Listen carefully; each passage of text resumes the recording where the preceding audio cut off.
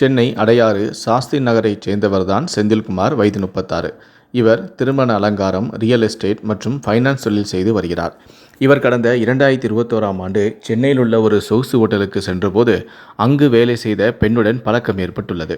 கடந்த 2021ஆம் ஆண்டு ஜூலை 7ஆம் தேதி அந்த பெண் குடும்ப கஷ்டத்தை கூறி செந்தில்குமாரிடம் பணம் கேட்டிருக்கிறார்.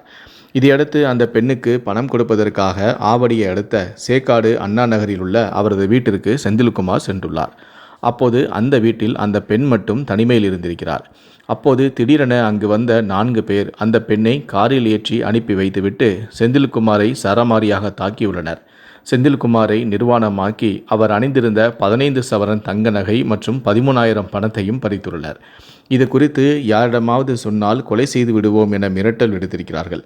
இதையடுத்து அவரை கண்ணை கட்டி காரில் கடத்தி முடிச்சூர் பகுதியில் சாலை ஓரத்தில் தள்ளிவிட்டு தப்பியுள்ளனர்.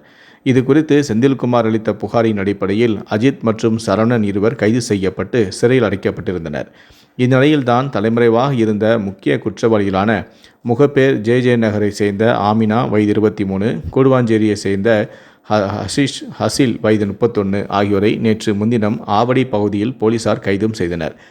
காவல்துறையினர் விசாரணைக்கு பின்பு குற்றத்தை ஒப்புக்கொண்டதால் இருவரையும் நீதிமன்றத்தில் ஆஜர்படுத்தி தற்போது புழல் சிறையிலும் அடைத்துள்ளனர்.